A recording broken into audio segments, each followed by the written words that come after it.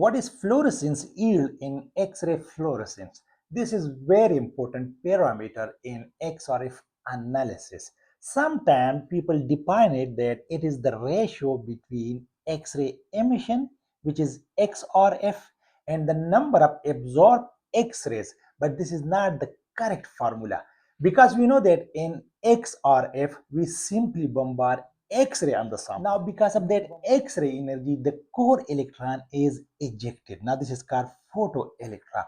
Now, this vacancy has to fill by higher shell electron. When this vacancy is filled by higher shell electron, now the difference between these electrons' energy, because initial electron was here or here or here, now it filled this vacancy. So now electron lost energy, and that loss of energy is basically appear in the form of photon, and this photon is exactly equal to X-ray. This is why it is called X-ray fluorescence. Fluorescence simply means emission of photon, but there is also a probability that instead of photon there is emission of another electron when this vacancy is filled, and that is called Auger phenomena. I asked the same questions on YouTube community. You can see here that the fluorescence yield is given by, so I was asking about the formula. So here I mentioned the ratio of the emitted fluorescence photon over the number of created holes. This was the perfect and correct answer.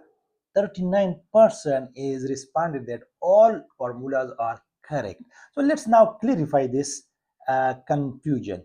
Now the correct definition, the correct formula is basically, it is basically the ratio of the number of these emission photons, because we are interested in this emitted X-ray. So this must be in the numerator. This means that the X-ray, number of X-ray should be in the numerator. And what is our input? And the input is basically not this incident photon. Actually, sometimes we bombard X-ray, but there is no vacancy. So how there will be emission of photons? But the most important thing is we are interested in the holes here, in the vacancy.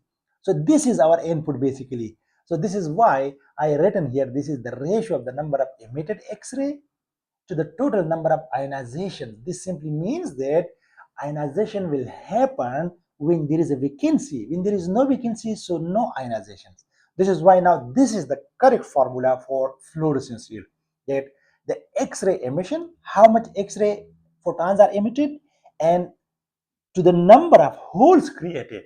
When the number of holes will created, when the atom become ionized. So this is now the correct definition.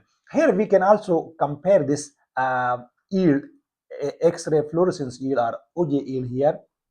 So we can see that for lower atomic number elements, the OJ effect is dominant here. While when we increase the atomic number, so the XRF, the X-ray fluorescence phenomena, start dominating. This is a one reason that XRF only measure the atoms, the elements less than sodium.